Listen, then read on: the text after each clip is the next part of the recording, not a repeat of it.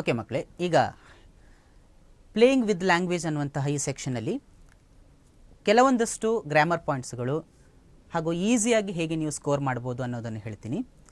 ನಿನ್ನೆ ಕ್ಲಾಸ್ನಲ್ಲಿ ಸರ್ ಅದನ್ನು ಎಕ್ಸ್ಪ್ಲೇನ್ ಮಾಡಿದ್ದಾರೆ. ನಾನೊಂದಷ್ಟು ವಿಷಯಗಳನ್ನ ನಿಮಗೆ ಹೇಳ್ತೀನಿ. ಮೊದಲನೇದಾಗಿ ನಾನು ತಗೊಳ್ಳುವಂಥದ್ದು ಹೋಮೋಫೋನ್ಸ್.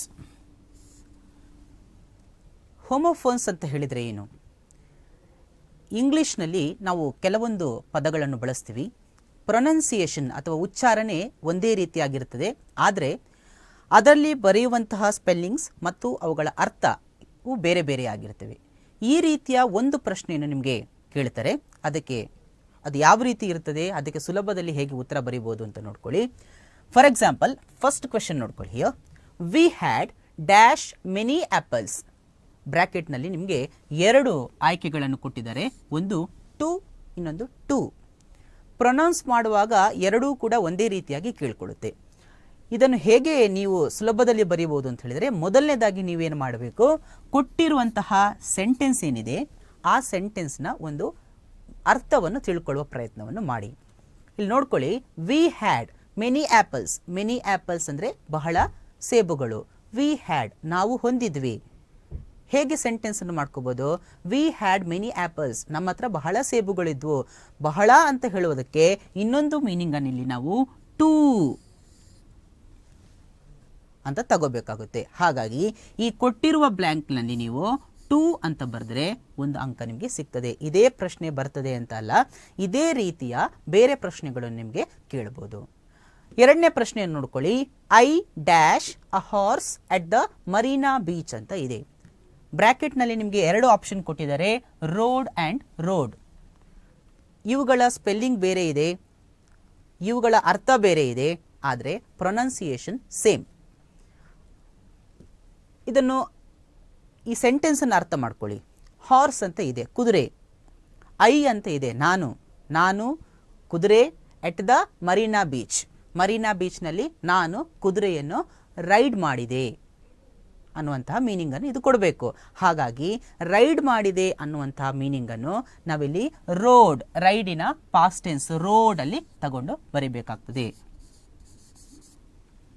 ಸೊ ಈ ರೀತಿ ಹೋಮೋಫೋನ್ಸನ್ನು ಬರೀಬೇಕಾದ್ರೆ ನೀವು ಮೊದಲು ಕೊಟ್ಟಿರುವ ಸೆಂಟೆನ್ಸನ್ನು ಅರ್ಥ ಮಾಡ್ಕೊಳ್ಳಿ. ಅರ್ಥ ಮಾಡಿ ಆದ ಮೇಲೆ ಅಲ್ಲಿರುವಂತಹ ಆಪ್ಷನ್ಸ್ಗಳು ಯಾವುದು ಸರಿ ಹೊಂದುತ್ತವೆ ಅನ್ನೋದನ್ನು ಗಮನಿಸಿ ಅದನ್ನು ಬರೀಬೇಕಾಗ್ತದೆ. ಇಲ್ಲಿ ಇನ್ನಷ್ಟು ಎಕ್ಸಾಂಪಲ್ಸ್ಗಳನ್ನು ಕೊಟ್ಟಿದ್ದೀರಿ, ನಿಮ್ಮ ಶಿಕ್ಷಕರ ಮಾರ್ಗದರ್ಶನದಲ್ಲಿ ಅದನ್ನು ಮತ್ತಷ್ಟು ನೀವು ಡಿಸ್ಕಸ್ ಮಾಡ್ಕೊಳ್ಳಿ. ಎರಡನೆಯ ವಿಭಾಗ ಅಂತ ಹೇಳಿದರೆ one word substitute. One word substitute ಅಂತ ಹೇಳಿದರೆ ಇಲ್ಲಿ ನಿಮಗೆ ಇದನ್ನು ಕೂಡ ಒಂದು ಮಾರ್ಕ್ಸಿಗೆ ನಿಮಗೆ ಪ್ರಶ್ನೆ ಕೇಳ್ತಾರೆ. ಇಲ್ಲಿ ಒಂದು ಸೆಂಟೆನ್ಸನ್ನು ಕೊಡಲಾಗುತ್ತೆ. ಈ ಸೆಂಟೆನ್ಸಿಗೆ ಸಂಬಂಧಪಟ್ಟ ಹಾಗೆ ಅದೇ ಅರ್ಥವನ್ನು ಕೊಡುವಂತಹ ಒಂದು ಪದವನ್ನು ನೀವಲ್ಲಿ ಸಬ್ಸ್ಟಿಟ್ಯೂಟ್ ಮಾಡಬೇಕು. ಕೊಟ್ಟಿರುವಂತಹ ಸೆಂಟೆನ್ಸ್ನ ಬದಲಿಗೆ ಅದೇ ಅರ್ಥವನ್ನು ಕೊಡುವಂತಹ ಒಂದು ಪದವನ್ನು ನೀವು ಸಬ್ಸ್ಟಿಟ್ಯೂಟ್ ಮಾಡಬೇಕಾಗುತ್ತೆ. ಉದಾಹರಣೆಗೆ ಹೇಳೋದಾದರೆ, the one who teachers in the class. ತರಗತಿಯಲ್ಲಿ ಪಾಠ ಮಾಡುವಂಥವರು ಯಾರು? ಏನು ಹೇಳ್ತೀರಿ ನೀವು? ಟೀಚರ್. ಸೊ ತರಗತಿಯಲ್ಲಿ ಪಾಠ ಮಾಡುವವರು ಅನ್ನುವಂತಹ ಅಷ್ಟು ಉದ್ದದ ಸೆಂಟೆನ್ಸ್ನ ಬದಲಿಗೆ ನೀವು ಸಬ್ಸ್ಟಿಟ್ಯೂಟ್ ಮಾಡಿರುವಂತಹ ಒಂದು ಪದ ಟೀಚರ್. ಇದೇ ರೀತಿಯಾಗಿ ನಿಮಗೆ ಪ್ರಶ್ನೆ ಪತ್ರಿಕೆಯಲ್ಲಿ ಒನ್ ವರ್ಡ್ ಸಬ್ಸ್ಟಿಟ್ಯೂಟ್ ಅನ್ನುವಂಥ ಒಂದು ಏರಿಯಾ ಇದೆ. ಆ ಪ್ರಶ್ನೆಯನ್ನು ಸರಿಯಾಗಿ ಓದ್ಕೊಂಡು ಅದಕ್ಕೆ ಸರಿ ಹೊಂದುವಂಥ ಒಂದು ಉತ್ತರವನ್ನು ಬರೀಬೇಕು. ಈ ಎಲ್ಲ ಒನ್ ವರ್ಡ್ ಸಬ್ಸ್ಟಿಟ್ಯೂಟ್ಸ್ಗಳು ನಿಮ್ಮ ಕ್ವೆಶ್ಚನಿಗೆ ನಿಮ್ಮ ಲೆಸನಿಗೆ ಸಂಬಂಧಪಟ್ಟಂಥವುಗಳು. ಲೆಸನಿನ ಕೆಳಭಾಗದಲ್ಲಿ ಗ್ಲೋಸರಿ ಅಂತ ಏನಿರುತ್ತೆ ಆ ಸೆಕ್ಷನ್ನಿಂದನೇ ಈ ಒನ್ ವರ್ಡ್ ಸಬ್ಸ್ಟಿಟ್ಯೂಟ್ಸನ್ನು ನಿಮಗೆ ಕೇಳ್ತಾರೆ. ಕೆಲವೊಂದಷ್ಟು ವೆರಿ ಇಂಪಾರ್ಟೆಂಟ್ ಸಬ್ಸ್ಟಿಟ್ಯೂಟ್ಸ್ಗಳು ನಾನು ಇಲ್ಲಿ ಕೊಟ್ಟಿದ್ದೀನಿ. ಮೊದಲನೇ ಕ್ವಶನ್ಸ್ ನೋಡ್ಕೊಳ್ಳಿ. One who enters the house to steal. ಕಳ್ಳತನ ಮಾಡುವ ಉದ್ದೇಶದಿಂದ ಮನೆಯೊಳಗೆ ಪ್ರವೇಶ ಮಾಡುವವನು. ಸ್ವಾಮಿ ಪಾಠದಿಂದ ಬಂದಿದೆ. ಅದಕ್ಕೆ ಸಬ್ಸ್ಟಿಟ್ಯೂಟ್ ವರ್ಡ್ ಬರ್ಗ್ಲರ್. ಅದೇ ರೀತಿಯಾಗಿ to talk in a low voice. ಅತ್ಯಂತ ಮೆಲು ಧ್ವನಿಯಲ್ಲಿ, ಪಿಸು ಧ್ವನಿಯಲ್ಲಿ ಮಾತನಾಡು. Substitute word whisper. Lower the body close to the ground. ನಮ್ಮ ದೇಹವನ್ನು ನೆಲಕ್ಕೆ ಸಮಾನಾಗಿ ಕುಗ್ಗಿಸಿಕೊಳ್ಳು. Substitute word crouch. One who travels to work place daily. ಪ್ರತಿನಿತ್ಯ ಕೆಲಸದ ಸ್ಥಳಕ್ಕೆ ಹೋಗುವಂತಹ ವ್ಯಕ್ತಿ. Commuter. A man that a women is engaged to. ಮದುವೆಗೆ ನಿಶ್ಚಯವಾಗಿರುವಂತಹ ಹುಡುಗ, fiance. A person who loves his country, patriot, ದೇಶಭಕ್ತ. A person who makes figures in stone, wood etcetera, ಕಲ್ಲು ಮತ್ತು ಮರಗಳಿಂದ ಕಲಾಕೃತಿಯನ್ನು ತಯಾರು ಮಾಡುವಂತಹ ವ್ಯಕ್ತಿ, sculptor. A person specially good at some art, ಕೆಲವೊಂದು ಕಲೆಗಳಲ್ಲಿ ವಿಶೇಷವಾದಂತಹ ಪರಿಣತಿಯನ್ನು ಹೊಂದಿರುವಂತಹ ವ್ಯಕ್ತಿ, ವಿಜಾರ್ಡ್. ಈ ರೀತಿ ಇವು ಬಹಳ ಇಂಪಾರ್ಟೆಂಟ್ ಸಬ್ಸ್ಟಿಟ್ಯೂಟ್ಗಳು. ಇನ್ನಷ್ಟು ಸಬ್ಸ್ಟಿಟ್ಯೂಟ್ಗಳನ್ನು ನಿಮ್ಮ ಶಿಕ್ಷಕರ ಸಹಾಯದಿಂದ ಕಲಿತು ಪರೀಕ್ಷೆಯನ್ನು ಎದುರಿಸಿ. ಇನ್ನೆರಡಿದಾವೆ ನೋಡಿ. Very eager for knowledge, that is voracious. A piece of land in which fruit trees are grown, that is orchard. Okay, ಮುಂದಿನ ಒಂದು ವಿಭಾಗ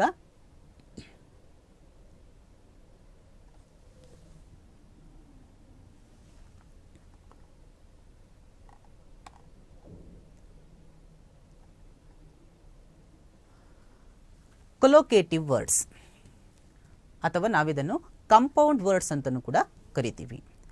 ಕೊಲೋಕೇಟಿವ್ ವರ್ಡ್ಸ್ ಅಂತ ಹೇಳಿದರೆ, ನಾವು ಇಂಗ್ಲೀಷ್ನಲ್ಲಿ ದಿನನಿತ್ಯದ ಜೀವನದಲ್ಲಿ ಇಂಗ್ಲೀಷ್ ಮಾತನಾಡಬೇಕಾದ್ರೆ ಒಂದಷ್ಟು ಪದಗಳನ್ನು ನಾವು ಒಟ್ಟಿಗೆ ಬಳಸ್ತೀವಿ. ಉದಾಹರಣೆಗೆ ಪೋಸ್ಟ್ಮ್ಯಾನ್,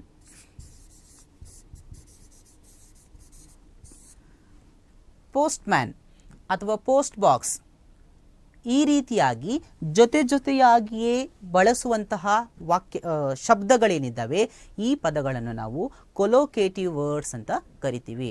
ಒಂದು ಮಾರ್ಕ್ಸಿಗೆ ಅತ್ಯಂತ ಸುಲಭದಲ್ಲಿ ನೀವು ಸ್ಕೋರ್ ಮಾಡಬಹುದಂಥ ಒಂದು ಏರಿಯಾ ಇದು. ಪ್ರಶ್ನೆ ಹೇಗೆ ಬರ್ತದೆ ಅಂತ ಹೇಳಿದರೆ, ನಿಮಗೆ ಒಂದು ವರ್ಡ್ ಕೊಟ್ಟಿರ್ತಾರೆ, ಇಲ್ಲಿ ಕೊಟ್ಟಿದ್ದೀನಿ ನೋಡಿ ನಾನು, ಒಂದು ವರ್ಡ್ ಕೊಟ್ಟಿರ್ತಾರೆ, ಅದರ ಮುಂದೆ ನಿಮಗೆ 4 ಆಪ್ಷನ್ಸ್ಗಳನ್ನು ಕೊಡ್ತಾರೆ. ನೀವೇನು ಮಾಡಬೇಕು ಅಂತ ಹೇಳಿದರೆ, ನೋಡಿದ ತಕ್ಷಣ ಅದನ್ನು ಬರೆಯಕ್ಕೆ ಹೋಗಬೇಡಿ, ಬದಲಾಗಿ ಇಲ್ಲಿ ಇರುವಂತಹ ಒಂದು ವರ್ಡ್ ಏನಿದೆ ಅದರ ಮುಂಭಾಗದಲ್ಲಿರುವಂತಹ 4 ವರ್ಡ್ಗಳನ್ನು ಟ್ಯಾಲಿ ಮಾಡ್ತಾ ಹೋಗಿ. ನಿಮಗೆ ಯಾವ ವರ್ಡನ್ನು ನಾವು ಕೇಳಿದ್ದೇವೆ ಅಥವಾ ಡೈಲಿ ಕಮ್ಯುನಿಕೇಷನಲ್ಲಿ ಬಳಸ್ತೇವೆ ಅಂತ ಅನಿಸುತ್ತೋ ಅದನ್ನು ಉತ್ತರವಾಗಿ ಬರೀರಿ. ನೋಡಿ, ಬುಕ್ ಅಂತ ಇದೆ, ಹ್ಯಾಂಡ್. ನಾವೇನು ಅಂದ್ಕೊಳ್ತೀವಿ, ಪುಸ್ತಕ ಕೈಯಲ್ಲಿ ಇಟ್ಕೋತೀವಿ, ಸೊ ಬುಕ್ ಹ್ಯಾಂಡ್ ಅಂತ ಬರಿತೀವಿ. It's wrong. ಬುಕ್ ಟೆಕ್ಸ್ಟ್ ಅಂತ ಇದೆ, ಬುಕ್ ಮತ್ತು ಟೆಕ್ಸ್ಟ್ ಒಂದೇ ರೀತಿಯಾದಂತಹ ಪದಗಳು, ಹಾಗಾಗಿ ಅದಿರಬಹುದೇನೋ ಅಂತ ಬುಕ್ ಟೆಕ್ಸ್ಟ್ ಅಂತ ಬರೆದಿರ್ತೀರಿ.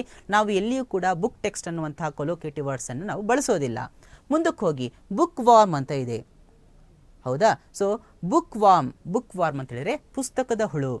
ಜಾಸ್ತಿ ಯಾರೋ ಪುಸ್ತಕದಲ್ಲಿ ತಲ್ಲೀನರಾಗಿರ್ತಾರೋ, ಓದುವುದರಲ್ಲಿ ಮಗ್ನರಾಗಿರ್ತಾರೋ ಅವರಿಗೆ ನಾವು ಪುಸ್ತಕದ ಹುಳು ಅಂತ ಕರಿತೀವಿ. So this is the word we call it as collocative word. ಹಾಗಾಗಿ ನೀವು ಇಲ್ಲಿ ಸರಿಯಾದಂತಹ ಉತ್ತರ ಬುಕ್ ವಾರ್ಮ್. ಇಲ್ಲಿ ಸರಿಯಾದ ಉತ್ತರವನ್ನು ನಾನು ಕೊನೆಯ ಬಾಕ್ಸಲ್ಲಿ ಬರೆದಿದ್ದೀನಿ. ನೀವು ಪರೀಕ್ಷೆಯಲ್ಲಿ ಇದನ್ನಿಷ್ಟೇ ಬರೆದ್ರೆ ಸಾಕು, ಎಲ್ಲವನ್ನು ಬರಿಬೇಕು ಅಂತಿಲ್ಲ, ಬರೀ ಉತ್ತರವನ್ನು ಫೈಂಡ್ ಔಟ್ ಮಾಡಿ ಬರೆದ್ರೆ ಸಾಕಾಗುತ್ತೆ. ಹಾಗೆ ಎರಡನೇ ವರ್ಡ್ ಕೊಟ್ಟಿದ್ದೀನಿ, ಬ್ಲಡ್ ಅಂತ. ಬ್ಲಡ್ ಇನ್ನೊಂದು ಗಮನಿಸ್ಕೊಳ್ಬೇಕು ಮಕ್ಕಳೇ, ನೀವು ಇಲ್ಲಿ ಒಂದೇ ಪದಕ್ಕೆ ಎಷ್ಟಾದರೂ ಕೊಲೋಕೇಟಿವ್ ವರ್ಡ್ಸ್ಗಳನ್ನು ತಗೋಬೋದು. ನಾವು ಒಂದಕ್ಕೆ ಒಂದೇ ಕೊಲೋಕೇಟಿವ್ ಅಂತ ಏನಿಲ್ಲ. ಉದಾಹರಣೆಗೆ ನೋಡಿ, ಇಲ್ಲಿ ಬ್ಲಡ್ ಅಂತ ಕೊಟ್ಟಿದ್ದೀನಿ. ಬ್ಲಡ್ ಬಾಡಿ ಅಂತ ಇದೆ, ರೆಡ್, ಬ್ಯಾಂಕ್, ವಾಟರ್, ಈ 4 ಆಪ್ಷನ್ಸ್ಗಳಿದ್ದಾವೆ. ಬ್ಲಡ್ ಬಾಡಿಯಲ್ಲಿ ಇರುತ್ತೆ ಅಂತ ಹೇಳಿ ನೀವು ಬ್ಲಡ್ ಬಾಡಿ ಅಂತ ಬರೆದ್ರೆ ತಪ್ಪಾಗುತ್ತೆ. ಬ್ಲಡ್ ರೆಡ್ ಕಲರಲ್ಲಿ ಇರುತ್ತೆ ಅಂತ ಬ್ಲಡ್ ರೆಡ್ ಅಂತ ಬರೆದ್ರೆ ತಪ್ಪಾಗುತ್ತೆ. ಬ್ಲಡ್ ರೆಡ್ ಅಂತ ನಾವು ಪದ ಬಳಸೋದಿಲ್ಲ. ಬ್ಲಡ್ ಬ್ಯಾಂಕ್, ನಾವು ಆಸ್ಪತ್ರೆಗಳಿಗೆ ಹೋದರೆ ಅಲ್ಲಿ ಬ್ಲಡ್ ಬ್ಯಾಂಕ್ ಅಂತ ಇರ್ತದೆ. ಹೇಗೆ ನಿಮ್ಮ ಸ್ಕೂಲ್ಗಳಲ್ಲಿ ಕ್ವೆಶ್ಚನ್ ಬ್ಯಾಂಕ್ ಅಂತ ಇರುತ್ತೋ ಹಾಗೆ ಬ್ಲಡ್ ಬ್ಯಾಂಕ್ ಅಂತ ಇರ್ತದೆ. ಹಾಗಾಗಿ ಬ್ಲಡ್ ಬ್ಯಾಂಕ್ ಅನ್ನುವಂತಹ ಒಂದು ಕೊಲೋಕೇಟಿವ್ ವರ್ಡ್ಸನ್ನು ನೀವು ಟ್ಯಾಗ್ ಮಾಡ್ಕೋಬೇಕು. ಅದೇ ರೀತಿ ಇನ್ನೊಂದು ಎಕ್ಸಾಂಪಲ್ಸ್ನಲ್ಲಿ ನಾನು ನಿಮ್ಗೆ ಕೊಟ್ಟಿದ್ದೀನಿ ನೋಡಿ. ಬ್ಲಡ್ ಅನ್ನುವಂಥ ಪದವನ್ನು ಮತ್ತೆ ತಗೊಂಡು blood red, blood shed, blood water, blood head ಅಂತ. ಸೊ ಬ್ಲಡ್ ಶೆಡ್ ರಕ್ತಪಾತ ಅಂತ ಕರಿತೀವಿ ಅಥವಾ ರಕ್ತ ಸಿಕ್ತ ಅಂತ ಕರಿತೀವಿ. ಹಾಗಾಗಿ ಬ್ಲಡ್ ಶೆಡ್ ಅನ್ನುವಂತಹ ಕೊಲೋಕೇಟಿವ್ ವರ್ಡ್ ಸರಿಯಾಗುತ್ತೆ. ಮುಂದಿರುವಂತಹ ಆಪ್ಷನ್ಸ್ಗಳನ್ನು ಗಮನಿಸಿಕೊಳ್ಳಿ. ಅರ್ತ್ ಇದೆ, ಸನ್, ರೌಂಡ್, ಕ್ವೇಕ್, ಮೂನ್. ಸೊ ಇಲ್ಲಿ ಸರಿಯಾದ ಉತ್ತರ ಅರ್ತ್ ಕ್ವೇಕ್. ನಿಮ್ಗೆ ಗೊತ್ತಿದೆ, ಭೂಕಂಪಕ್ಕೆ ನಾವು ಅರ್ತ್ ಕ್ವೇಕ್ ಅಂತ ಕರಿತೀವಿ. ಹಾಗಾಗಿ earth quake is a collocative word. Next you see money, order, coins, stamp, note. Money order. Hand, leg, wash, fingers, nails. Hand hand wash. ಇದೇ ರೀತಿ ಪರೀಕ್ಷೆಯಲ್ಲಿ ಬಂದಿರುವಂತಹ, ಹಿಂದಿನ ಪರೀಕ್ಷೆಗಳಲ್ಲಿ ಬಂದಿರುವಂತಹ ಕೆಲವೊಂದು ಪ್ರಮುಖವಾದ ಕೊಲೋಕೇಟಿವ್ ವರ್ಡ್ಸ್ಗಳನ್ನು ಇಲ್ಲಿ ಲಿಸ್ಟ್ ಮಾಡ್ಕೊಂಡಿದ್ದೀನಿ. ಈ ಲಿಸ್ಟನ್ನು ಸರಿಯಾಗಿ ಕಲೀರಿ. ಮತ್ತಷ್ಟು ಕೊಲೋಕೇಟಿವ್ ವರ್ಡ್ಸನ್ನು ನಿಮ್ಮ ಶಿಕ್ಷಕರ ಹತ್ರ ಪಡೆದುಕೊಳ್ಳಿ. ನೋಡಿ, photo copy, rubber stamp, rustling leaves, curly hair, pay attention, lay emphasis, speedy recovery, brisk walk, mouth watering, fast food, breakfast, wheel chair, self confidence, key bunch. ಇವೆಲ್ಲ ಒಂದಷ್ಟು ಕೊಲೋಕೇಟಿವ್ ವರ್ಡ್ಸ್ಗಳು. ಇದರಲ್ಲಿ 1 ಅಂಕಗಳನ್ನು ನೀವು ಸುಲಭವಾಗಿ ಪಡೆದುಕೊಳ್ಳಬಹುದು.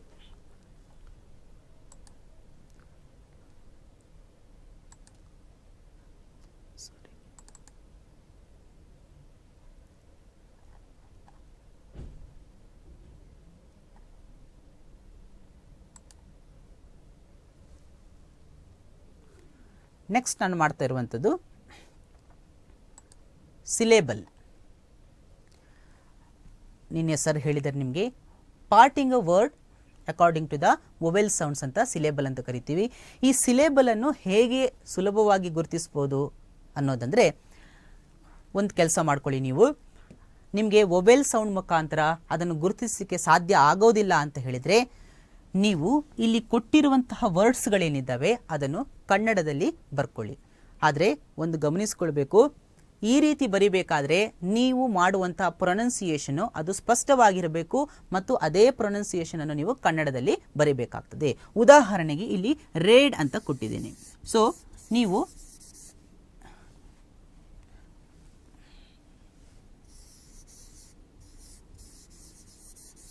ರೇಡ್ ಅಂತ ಬರೆದಿದ್ದೀರಿ, ಕನ್ನಡದಲ್ಲಿ ಬರೆದುಕೊಳ್ಳಿ. ಅದಾದ ನಂತರ ಇಲ್ಲಿ ಕೊನೆಯ ಅಕ್ಷರ ಏನಿದೆ ಇದು ಅರ್ಧಾಕ್ಷರವಾಗಿದೆ. ಅರ್ಧ ಅಕ್ಷರ ಇದ್ದರೆ ಅದನ್ನು ತೆಗೆದುಬಿಡಿ, ಅದನ್ನು ಕನ್ಸಿಡರ್ ಮಾಡೋ ಹಾಗಿಲ್ಲ. ಹಾಗಾಗಿ ಈಗ ಉಳಿದಿರುವಂಥ ಅಕ್ಷರ ಎಷ್ಟು? 1. ಹಾಗಾಗಿ 1 ಅಂತ ಇದ್ದರೆ ಅದು ಮೋನೋಸಿಲೆಬಲ್. ಮತ್ತೊಮ್ಮೆ ಗಮನಿಸ್ಕೊಳ್ಳಿ, ಇಲ್ಲಿ ನಿಮಗೆ ಸಿಲೆಬಲ್ನಲ್ಲಿ ಮೋನೋಸಿಲೆಬಲ್, ಡೈಸಿಲೆಬಲ್, ಟ್ರೈಸಿಲೆಬಲ್ ಅಂತ 2-3 ರೀತಿಯ ವಿಧಗಳಿದ್ದಾವೆ. ಸೊ ಮೋನೋಸಿಲೆಬಲ್ ಅಂದರೆ ಮೋನೋ ಅಂದರೆ ಸಿಂಗಲ್, ಡೈ ಅಂತ ಹೇಳಿದರೆ ಇಲ್ಲಿ 2 ಅಂತ ತಗೋಬೇಕು, ಟ್ರೈ ಅಂದರೆ 3 ಅಂತ ತಗೊಳ್ಬೇಕು. ನೀವು ಸುಲಭದಲ್ಲಿ 1 ಮತ್ತು 2 ಅನ್ನು ಗುರುತಿಸಬಹುದು. ಹಾಗಾಗಿ ಪರೀಕ್ಷೆಯಲ್ಲಿ ಮೋನೋಸಿಲೆಬಲ್ ಅನ್ನು ಕೇಳ್ತಾರೆ, ಇಲ್ಲದಿದ್ದರೆ 2 ಸಿಲೆಬಲ್ ಅನ್ನು ನಿಮಗೆ ಕೇಳಬಹುದು. ಎರಡನೇದು ನೋಡ್ಕೊಳ್ಳಿ, ಸ್ಕೂಲ್. ಸ್ಕೂಲ್ ಅಂತ ಬರೆದ ಮೇಲೆ ಇಲ್ಲಿ ಇದು ಅರ್ಧಾಕ್ಷರ ಆಗಿರೋದ್ರಿಂದ ಇದು ಕನ್ಸಿಡರ್ ಇಲ್ಲ. ಉಳಿದಿರುವಂಥ ಅಕ್ಷರ 1, ಹಾಗಾಗಿ ಇದು ಮೋನೋಸಿಲೆಬಲ್ಗೆ ಉದಾಹರಣೆಯಾಗಿದೆ. ನಂತರ ನೋಡಿ, ನಾನು ಟೀಚರ್ ಅಂತ ಬರಿತೀನಿ. ಟೀಚರ್ ಇದರಲ್ಲಿಯೂ ಕೂಡ ಕೊನೆಯ ಅಕ್ಷರ ಅರ್ಧಾಕ್ಷರವಾಗಿರೋದ್ರಿಂದ ಅದನ್ನು ಗಣನೆಗೆ ತೆಗೆದುಕೊಳ್ಳಬಾರದು. ಇಲ್ಲಿ ಉಳಿದಿರುವಂಥ ಅಕ್ಷರಗಳು 2, 1, 2, ಹಾಗಾಗಿ ದಿಸ್ ಈಸ್ ಡೈಸಿಲೆಬಲ್. ಇದು ಡೈಸಿಲೆಬಲ್ಗೆ ಎಕ್ಸಾಂಪಲ್ ಆಗ್ತದೆ. ಇನ್ನೊಂದು ಪದ ತಗೋತೀನಿ, ರೀಡಿಂಗ್. ಇಲ್ಲಿಯೂ ಕೂಡ ಇದು ಅರ್ಧ ಅಕ್ಷರ, ಇಲ್ಲಿ ಉಳಿದಿರುವಂಥ ಅಕ್ಷರಗಳು 2. So this is disyllable. ಈ ರೀತಿಯಾಗಿ ಸುಲಭ ವಿಧಾನದ ಮುಖಾಂತರ ನೀವು ಸಿಲೆಬಲ್ಗಳನ್ನು ಐಡೆಂಟಿಫೈ ಮಾಡ್ಬೋದು. ಮಕ್ಕಳೇ, ನಾನೊಂದಷ್ಟು ಮೊನೋಸಿಲೆಬಲ್ ಮತ್ತು ಡೈಸಿಲೆಬಲ್ಗೆ ಎಕ್ಸಾಂಪಲ್ಸನ್ನು ಕೊಟ್ಟಿದ್ದೀನಿ, ನೋಡ್ಕೊಳ್ಳಿ. ರೇಡ್, ಸ್ಕೂಲ್, ವೈಡ್, ಹೋಲ್, ಕಾಲ್, ಬುಕ್ ಇವಿಷ್ಟು ಮೊನೋಸಿಲೆಬಲ್. ಹಾಗೆಯೇ ಡೈಸಿಲೆಬಲ್ಗೆ ಅಗೋ. ಗಮನಿಸ್ಕೊಳ್ಳಿ, ಅಗೋ ಅನ್ನುವಂಥದ್ದು ಅ ಗೋ. ಇದು ಯಾಕೆ ಡೈಸಿಲೆಬಲ್ ಅಂದರೆ ಕೊನೆಯ ಅಕ್ಷರವು ಕೂಡ ಸಂಪೂರ್ಣವಾದಂಥ ಅಕ್ಷರ ಆಗಿದೆ, ಅಲ್ಲೂ ಕೂಡ ಒಂದು ವೊವೆಲ್ ಇದೆ, ಅದು ಅರ್ಧಾಕ್ಷರ ಆಗಿಲ್ಲ. ಹಾಗಿರೋದ್ರಿಂದ ಇದು ಕೂಡ ಒಂದು ಸಿಲೆಬಲ್, ಇದೊಂದು ಸಿಲೆಬಲ್. ಟೋಟಲ್ ಆಗಿ ನಾವಿಲ್ಲಿ 2 ಸಿಲೆಬಲ್ಗಳನ್ನು ಗಮನಿಸಬಹುದು. ಸೊ ಅಗೋ ಅನ್ನುವಂಥದ್ದು ಡೈಸಿಲೆಬಲ್ಗೆ example. Next you see water, basic, combine, reading, again etcetera. ಇಲ್ಲಿ ನಿಮಗೆ ವರ್ಕೌಟ್ ಮಾಡಲಿಕ್ಕೆ ಅಂತ ನಾನೊಂದು 10-15 ಪದಗಳನ್ನು ಕೊಟ್ಟಿದ್ದೀನಿ. ಇದನ್ನು ವರ್ಕೌಟ್ ಮಾಡಿ ಈ ಸಿಲೆಬಲನ್ನು ನೀವು ಪಕ್ವ ಮಾಡ್ಕೊಳ್ಳಿ.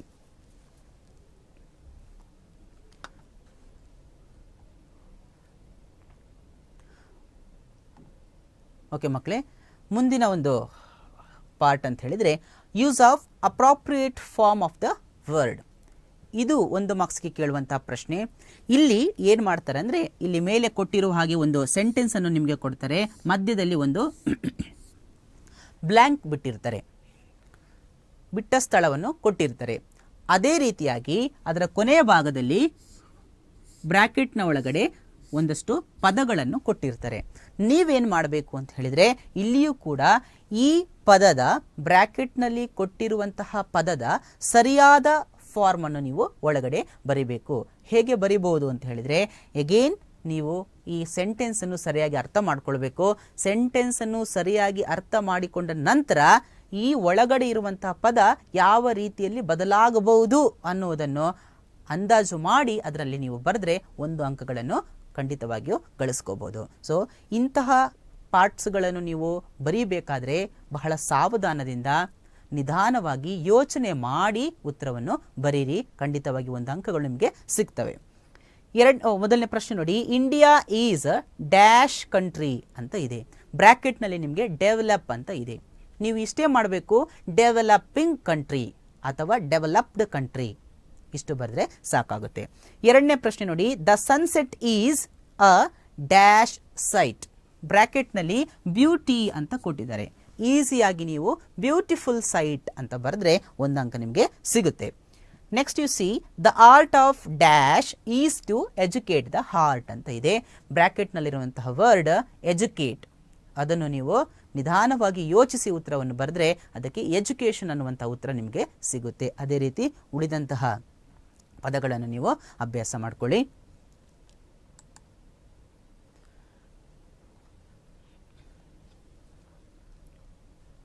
ನಾವು ನೋಡುವಂತಹ ಮುಂದಿನ ಭಾಗ ಲ್ಯಾಂಗ್ವೇಜ್ ಫಂಕ್ಷನ್. ಇದು ಕೂಡ ಸುಲಭದಲ್ಲಿ 1 ಮಾರ್ಕ್ಸಿಗೆ ಬರುವಂತಹ ಪ್ರಶ್ನೆ. ಲ್ಯಾಂಗ್ವೇಜ್ ಫಂಕ್ಷನ್ ಇಲ್ಲಿ ಏನು ಮಾಡ್ತಾರೆ ಅಂದರೆ, ನಾನು ಹೇಗೆ ಕೊಟ್ಟಿದ್ದೇನೋ ಹಾಗೆ ಒಂದು ಸೆಂಟೆನ್ಸನ್ನು ಕೊಡ್ತಾರೆ. ಸೆಂಟೆನ್ಸನ್ನು ಕೊಟ್ಟು ಕೆಳಗಡೆ 4 ಆಯ್ಕೆಗಳನ್ನು ನಿಮಗೆ ಕೊಡಲಾಗುತ್ತೆ. ಈ 4 ಆಯ್ಕೆಗಳ ಕೆಲಸ ಏನು ಅಂತ ಹೇಳಿದರೆ, ಕೊಟ್ಟಿರುವಂತಹ ಒಂದು ಸೆಂಟೆನ್ಸ್ ಯಾವ ರೀತಿಯ ಸೆಂಟೆನ್ಸ್ ಅನ್ನೋದನ್ನು ಐಡೆಂಟಿಫೈ ಮಾಡಿ ನೀವು ಅದಕ್ಕೆ ಉತ್ತರವನ್ನು ಬರೀಬೇಕು. ಫಾರ್ ಎಕ್ಸಾಂಪಲ್, ಮೊದಲನೇ ಪ್ರಶ್ನೆ ಏನು ನೋಡಿ, could you please spare some time sir. ಹೌದಾ ಸರ್, ನೀವು ನನ್ನ ಜೊತೆಗೆ ಒಂದಷ್ಟು ಸಮಯವನ್ನು ಕಳಿಬಹುದಾ ಅನ್ನುವಂಥದ್ದು. ನೋಡಿದ ಕೂಡಲೇ ಗೊತ್ತಾಗುತ್ತೆ ನಿಮಗೆ ಇದು ಪ್ರಶ್ನೆ ಅಲ್ಲ, ಇದು ರಿಕ್ವೆಸ್ಟ್. ಅಥವಾ ಇದು ಡೈರೆಕ್ಷನ್ಸ್ ಕೊಡ್ತಾ ಇಲ್ಲ, ಸಜೆಷನ್ಸ್ ಕೊಡ್ತಾ ಇಲ್ಲ, ಆರ್ಡರ್ ಮಾಡ್ತಾ ಇಲ್ಲ, ಪರ್ಮಿಷನ್ ತಗೊಳ್ತಾ ಇಲ್ಲ. ಹಾಗಾದರೆ ಇದು ಯಾವ ರೀತಿಯ ಲ್ಯಾಂಗ್ವೇಜ್ ಫಂಕ್ಷನ್? ಇದು ರಿಕ್ವೆಸ್ಟ್. ನೀವೇನು ಮಾಡಬೇಕು, ಕೊಟ್ಟಿರುವಂತಹ 4 ವಾಕ್ಯಗಳಲ್ಲಿ ಯಾವುದು ಇದಕ್ಕೆ ಸರಿ ಹೊಂದುತ್ತೆ ಅನ್ನೋದನ್ನು ಗಮನಿಸಿಕೊಳ್ಬೇಕು. ನೋಡ್ಕೊಳ್ಳಿ, ರಿಕ್ವೆಸ್ಟ್ ಮೊದಲನೇ ಆಪ್ಷನ್ನೇ ಸರಿಯಾಗಿದೆ. ಒಬೇ ಮಾಡೋದು ಅಲ್ಲ, ಆರ್ಡರ್ ಕೊಡ್ತಾ ಇದ್ದಾರಾ ಇಲ್ಲ, ಹಾಗಾಗಿ ಕ್ವೆಶ್ಚನಿಂಗ್ ಮಾಡ್ತಾ ಇದ್ದಾರಾ ಇಲ್ಲ. ಅಲ್ಲದೆ ಇರೋದನ್ನು ತೆಗಿತಾ ಬಂದರೆ ನಿಮಗೆ ಉಳಿಯುವಂತಹ ಉತ್ತರ ರಿಕ್ವೆಸ್ಟ್. ಈ ರೀತಿಯಾಗಿ ಸೆಂಟೆನ್ಸ್ ಏನು ಕೆಲಸ ಮಾಡುತ್ತೆ ಅಂತ ಗಮನಿಸಿಕೊಂಡು ಅದಕ್ಕೆ ಉತ್ತರವನ್ನು ನೀವು ಬರೀಬೇಕಾಗುತ್ತೆ. ಎರಡನೇ ಪ್ರಶ್ನೆ ನೋಡಿ, ಯು ಆರ್ ಅಬ್ಸಲ್ಯೂಟ್ಲಿ ರೈಟ್. ನೀನು ಹೇಳ್ತಾ ಇರೋದೇನಿದೆ ಅದು ನಿಜವಾಗ್ಲೂ ಸರಿಯಾಗಿದೆ. ಅಂದರೆ ಏನರ್ಥ? ನೀನು ಹೇಳುವಂತಹ ಮಾತಿನಲ್ಲಿ ನನ್ನ ಒಪ್ಪಿಗೆ ಇದೆ, ನಾನು ಅದನ್ನು ಒಪ್ಪಿಕೊಳ್ತೇನೆ. ಈ ರೀತಿ ಅರ್ಥವನ್ನು ಕೊಡುವಂತಹ ಯಾವ ಸೆಂಟೆನ್ಸ್ ಇದೆ ನೋಡ್ತಾ ಬನ್ನಿ. ವಿಶಿಂಗ್, ವಿಶ್ ಮಾಡ್ತಾ ಇದ್ದಾರಾ ಇಲ್ಲಿ? ಇಲ್ಲ. ಒಬೇ ಮಾಡ್ತಾ ಇದ್ದಾರಾ? ಇಲ್ಲ. ಎಕ್ಸ್ಪ್ರೆಸಿಂಗ್ ಅಗ್ರಿಮೆಂಟ್, ಒಪ್ಪಿಗೆಯನ್ನು ಸೂಚಿಸ್ತಾ ಇದ್ದಾರೆ. ನಮಗೆ ಬೇಕಾಗಿರುವಂಥ ಉತ್ತರ ಇದೆ, ಹಾಗಾಗಿ ಎಕ್ಸ್ಪ್ರೆಸಿಂಗ್ ಅಗ್ರಿಮೆಂಟ್ ಎನ್ನುವಂಥದ್ದು ಸರಿಯಾದ ಉತ್ತರ. ಈ ಉತ್ತರವನ್ನು ಬರೆದ್ರೆ ಸಾಕು. ಈ ಕ್ವೆಶ್ಚನ್ ನಂಬರ್ ಹಾಕೋದು, ಉತ್ತರವನ್ನು ಬರೆಯುವಂಥದ್ದು. ಮೂರನೇ ಪ್ರಶ್ನೆ ನೋಡ್ಕೊಳ್ಳಿ. ಇಫ್ ಯು ಡೋಂಟ್ ಮೈಂಡ್, ನಿನಗೆ ತೊಂದರೆ ಇಲ್ಲ ಅಂದರೆ could I use your pen, ನಾನು ನಿನ್ನ ಪೆನ್ನನ್ನು ಬಳಸ್ಕೋಬೋದಾ? ಇದು ಯಾವ ರೀತಿಯ ಒಂದು ಲ್ಯಾಂಗ್ವೇಜ್ ಫಂಕ್ಷನ್ ಇಲ್ಲಿ ಕಾಣುತ್ತೆ? ಕ್ವೆಶ್ಚನಿಂಗ್, ಇದು ಪ್ರಶ್ನೆ ಅಲ್ಲ.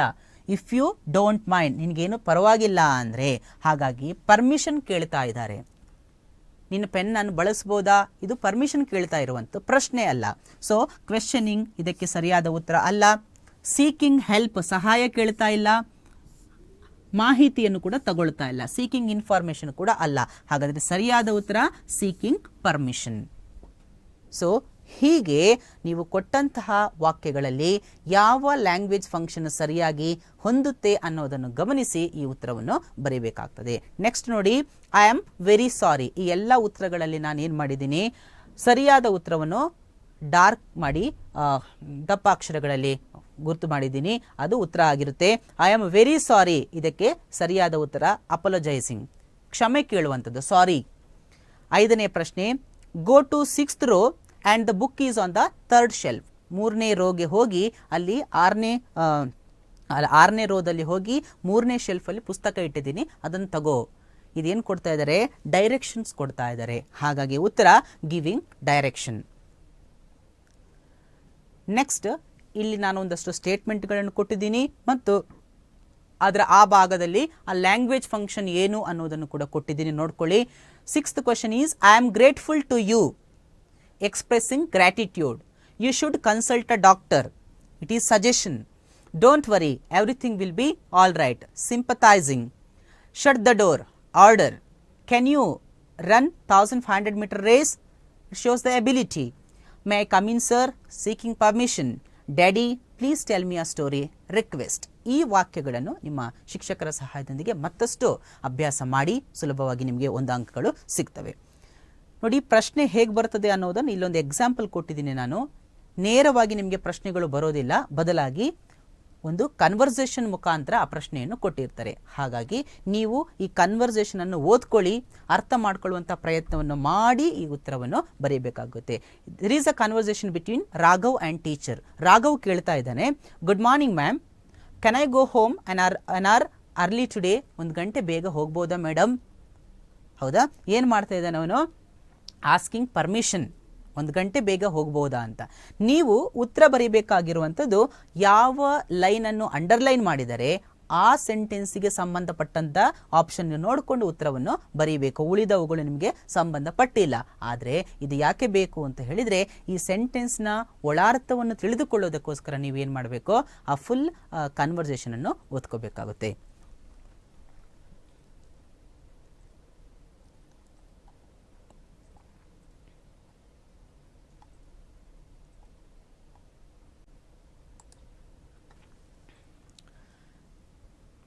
ಇದಾದ ನಂತರ ನಾವು ಹೋಗ್ತಾ ಇರುವಂಥದ್ದು ಕ್ವೆಶ್ಚನ್ ಟ್ಯಾಗ್. ಕ್ವೆಶ್ಚನ್ ಟ್ಯಾಗನ್ನು ಹೇಗೆ ಮಾಡೋದು ಅಂತ ನಿನ್ನೆ ಸರ್ ನಿಮಗೆ ಸ್ವಲ್ಪ ಹೇಳಿಕೊಟ್ಟಿದ್ದಾರೆ. ನಾನು ಕ್ವೆಶ್ಚನ್ ಟ್ಯಾಗನ್ನು ಈಸಿಯಾಗಿ ಹೇಗೆ ಗುರುತಿಸ್ಬೋದು, ಎಲ್ಲ ಕ್ವೆಶ್ಚನ್ಸ್ ಟ್ಯಾಗ್ಗಳನ್ನು ನಮಗೆ ಗುರುತಿಸಲಿಕ್ಕೆ ಸಾಧ್ಯ ಇಲ್ಲ ಇಲ್ಲಿ ಈಸಿಯಾಗಿ. ಕೆಲವೊಂದಷ್ಟನ್ನು ನಮಗೆ ಗುರುತಿಸೋದು ಹೇಗೆ ಅಂತ ಹೇಳ್ಕೊಡ್ತೀನಿ.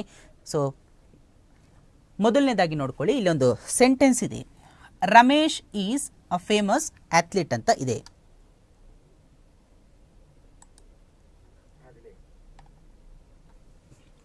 ಗಮನಿಸ್ಕೊಳ್ಳಿ, Ramesh is a famous athlete. ಈ ವಾಕ್ಯವನ್ನು ನಾವು ತಗೊಳ್ತೀನಿ. ಈ ರೀತಿಯ ಒಂದು ಪ್ರಶ್ನೆಯನ್ನು ಕೊಟ್ಟು ನಿಮಗೆ ಅದಕ್ಕೆ 4 ಆಪ್ಷನ್ಸ್ ಅನ್ನು ಕೊಡ್ತಾರೆ ಕೆಳಗಡೆ. ಏನು ಆಪ್ಷನ್ಸ್ ಕೊಡ್ತಾರೆ?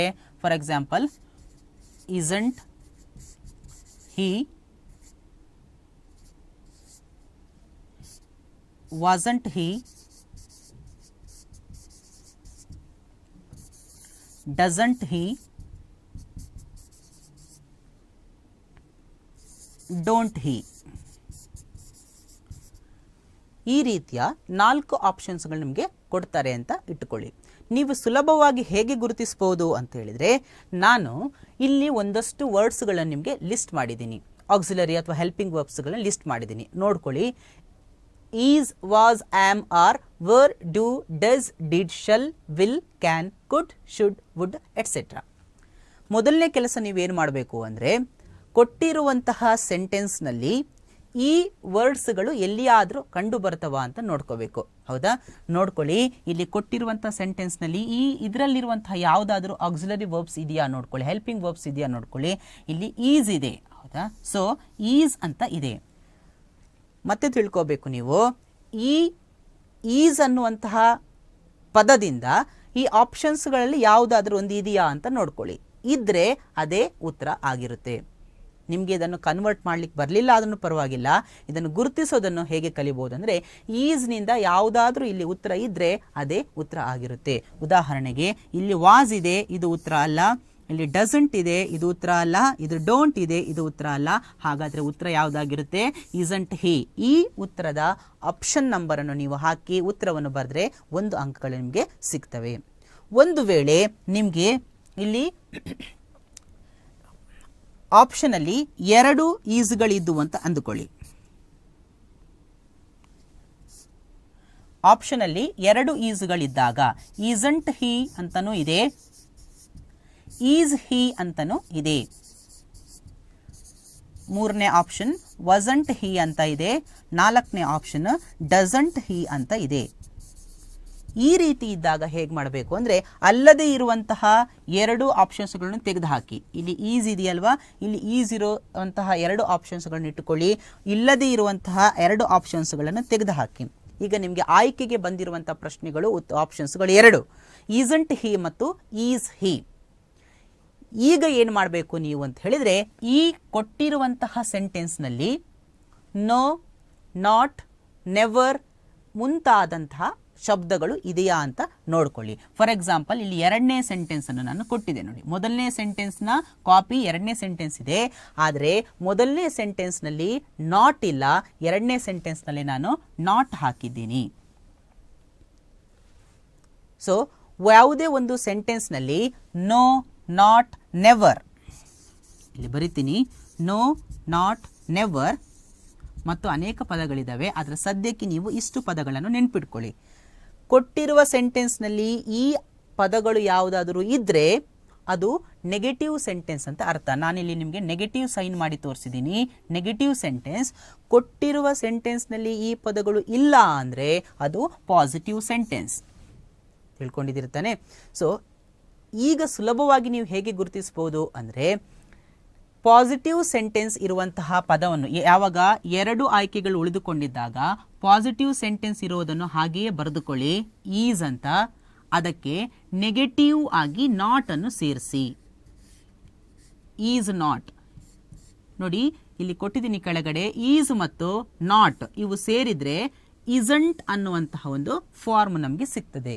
ಈಸ್ ಮತ್ತು ನಾಟ್ ಸೇರಿದ್ರೆ ಈಸಂಟ್ ಅನ್ನುವಂತಹ ಫಾರ್ಮ್ ಸಿಗ್ತದೆ. ಇದನ್ನು ಗಮನದಲ್ಲಿಟ್ಟುಕೊಳ್ಳಿ. ಈ 2ರಲ್ಲಿ ಈಸಂಟ್ ಅಂತ ಯಾವುದಿದೆ ಅದು ಸರಿಯಾದ ಉತ್ತರ. ಹಾಗಾದರೆ ನಾಟ್ ಇದ್ರೆ ಏನು ಮಾಡ್ಕೋಬೇಕು? ನಾಟ್ ಇದ್ದಾಗ ಈಸನ್ನು ಹಾಗೇನೆ ಬರ್ಕೋಬೇಕು. ನಾಟ್ ಇದ್ರೆ ಇದಕ್ಕೆ ಹೀಗೆಯೇ ಇಡಬೇಕಾಗ್ತದೆ, ಈಸ್ ಹಿ.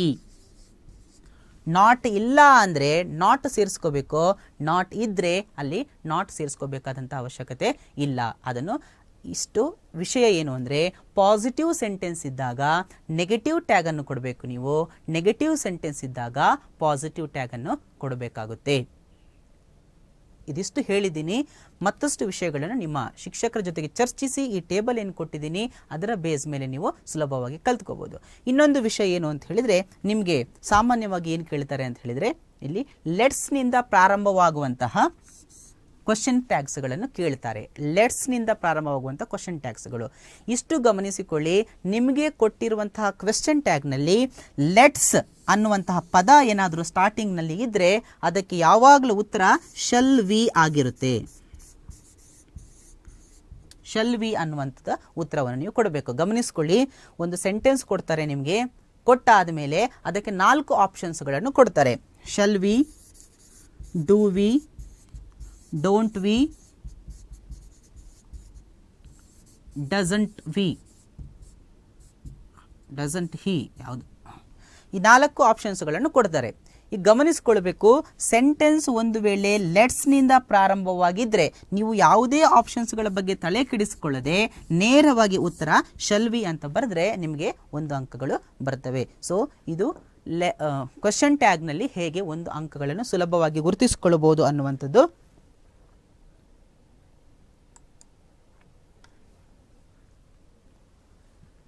ನೆಕ್ಸ್ಟ್ ನಾನು ಹೇಳ್ತಾ ಇರುವಂಥದ್ದು ಇನ್ಫಿನಿಟಿವ್ ವರ್ಬ್. ನೋಡಿ, 1 ಮಾರ್ಕ್ಸ್ಗೆ ಕೇಳುವಂಥ ಪ್ರಶ್ನೆ ಇನ್ಫಿನಿಟಿವ್ ವರ್ಡ್. ಇದನ್ನು ಸುಲಭದಲ್ಲಿ ಹೇಗೆ ಗುರುತಿಸಬಹುದು ಇನ್ಫಿನಿಟಿವ್ ವರ್ಡ್ ಅಂತ ಹೇಳಿದರೆ, ನಿಮಗೆ ಕೊಟ್ಟಿರುವ ಸೆಂಟೆನ್ಸ್ನಲ್ಲಿ ಆಪ್ಷನ್ಸ್ಗಳನ್ನು ಕೊಡ್ತಾರೆ. ಒಂದು ಸೆಂಟೆನ್ಸ್ ಕೊಟ್ಟು ನಿಮಗೆ 4 ಆಪ್ಷನ್ಸ್ಗಳನ್ನು ಕೊಡ್ತಾರೆ. ನೀವು ಆಪ್ಷನನ್ನು ಗಮನಿಸಿಕೊಳ್ಳಿ. ಕೊಟ್ಟ ಆಪ್ಷನ್ನಲ್ಲಿ ಯಾವ ಪದದ ಜೊತೆಗೆ ಟು ಆ್ಯಡ್ ಆಗಿರ್ತದೆ ಅದೇ ಇನ್ಫಿನಿಟಿವ್. ಸುಲಭದಲ್ಲಿ, ಅತಿ ಸುಲಭದಲ್ಲಿ 1 ಅಂಕಗಳನ್ನು ಗಳಿಸಲಿಕ್ಕಿರುವಂತಹ ಏರಿಯಾ ಅಂದರೆ ಇನ್ಫಿನಿಟಿವ್ ಸೆಕ್ಷನ್. ಸೊ ಯಾವ ಪದದ ಜೊತೆಗೆ ಟು ಆ್ಯಡ್ ಆಗಿದೆ ಅದು ಇನ್ಫಿನಿಟಿವ್. ಮುಂದೆ ಬನ್ನಿ. I went to attend my sister's marriage. ಇಲ್ಲಿ ಟು ಅಟೆಂಡ್ ಅನ್ನುವಂಥದ್ದು ಇನ್ಫಿನಿಟಿವ್. ಯಾಕೆ ಇನ್ಫಿನಿಟಿವ್ ವರ್ಡ್ ಅಂದರೆ ಇದರ ಜೊತೆಗೆ ಟು ಇರೋದ್ರಿಂದ ಅದು ಇನ್ಫಿನಿಟಿವ್ ಅಂತ ಸುಲಭದಲ್ಲಿ ಗುರುತಿಸಿಕೊಳ್ಳಿ. ಇಲ್ಲಿ ನೋಡಿ, ಇದರಲ್ಲಿ ಟು ಆ್ಯಡ್ ಆಗಿರೋದ್ರಿಂದ ಇದು ಇನ್ಫಿನಿಟಿವ್ ವರ್ಡ್.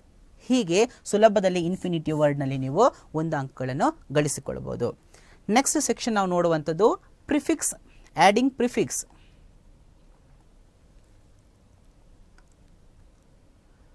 ಈ ಆ್ಯಡಿಂಗ್ ಪ್ರಿಫಿಕ್ಸ್ ಅಂತ ಹೇಳಿದರೆ ಒಂದು ಪದ ಕೊಟ್ಟಿರ್ತಾರೆ. ಉದಾಹರಣೆಗೆ ಹ್ಯಾಪಿ ಅನ್ನುವಂತಹ ಒಂದು ಪದ.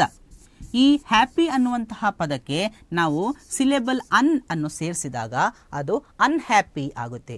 ಹೀಗೆ ಒಂದು ಪದದ ಮೊದಲು ಒಂದು ಸಿಲೆಬಲ್ಸ್ಗಳನ್ನು ನಾವು ಫಿಕ್ಸ್ ಮಾಡೋದನ್ನು ಪ್ರಿಫಿಕ್ಸ್ ಅಂತ ಕರಿತೀವಿ. ಸೊ ಈ ರೀತಿಯಾಗಿ ಕೂಡ ನಿಮಗೆ 1 ಮಾರ್ಕ್ಸಿನ ಪ್ರಶ್ನೆ ಬರ್ತದೆ. ಪ್ರಶ್ನೆ ಹೇಗಿರುತ್ತೆ ಅಂತ ಹೇಳಿದರೆ ಈ ರೀತಿಯಾಗಿ ನೋಡಿ, ಇಲ್ಲಿ Ramya is literate but Ranga is illiterate. Ramya is literate but Ranga is illiterate.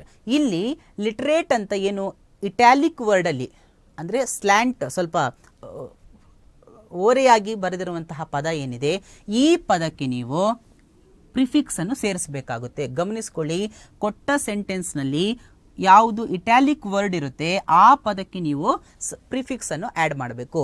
ಇಲ್ಲಿ ಲಿಟ್ರೇಟ್ ಅನ್ನುವಂತಹ ಪದಕ್ಕೆ ನೀವು ಇಲ್ ಅನ್ನುವಂತಹ ಪ್ರಿಫಿಕ್ಸ್ ಅನ್ನು ಆ್ಯಡ್ ಮಾಡಿದರೆ ಅದು ಇಲ್ಲಿಟ್ರೇಟ್ ಆಗುತ್ತೆ.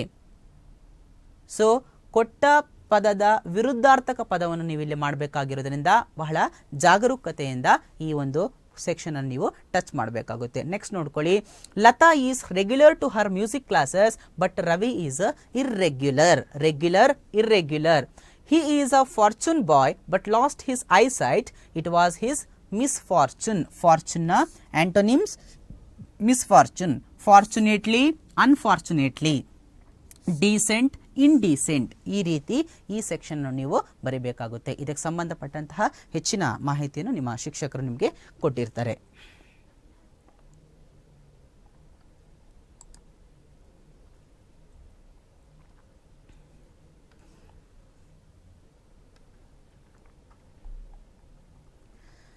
ನೆಕ್ಸ್ಟ್ ಮುಂದಿನ ಏರಿಯಾ ಏನಂತ ಹೇಳಿದರೆ ಒಂದು using a word as noun and verb. ಇದು 1 ಅಂಕಗಳಿಗೆ ನಿಮಗೆ ಪ್ರಶ್ನೆ ಕೇಳ್ತಾರೆ. ಹೇಗೆ ಕ್ವಶನ್ ಬರುತ್ತೆ?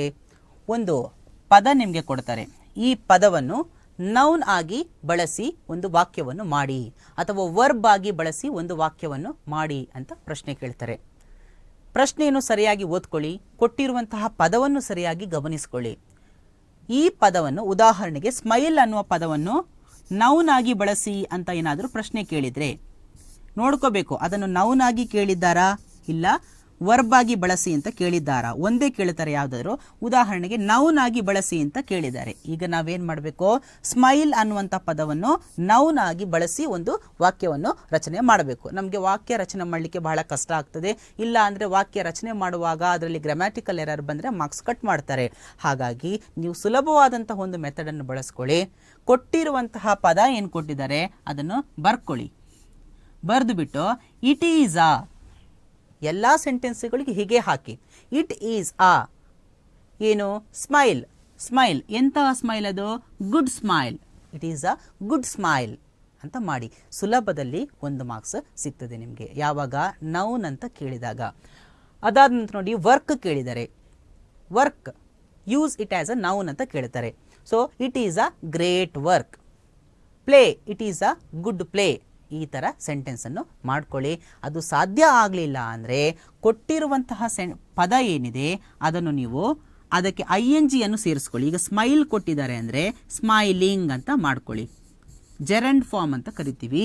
ಈ ಸ್ಮೈಲಿಂಗ್ ಅಂತ ಮಾಡಿಕೊಂಡು ಅದನ್ನು ಫಸ್ಟಿಗೆ ತಗೊಳ್ಳಿ. ಇಲ್ಲಿ ಉದಾಹರಣೆ ತಗೊಂಡಿದ್ದೀನಿ ನೋಡಿ, ರನ್ ಅಂತ ಕೊಟ್ಟರೆ ರನ್ನಿಂಗ್ ಅಂತ ಮಾಡಿ.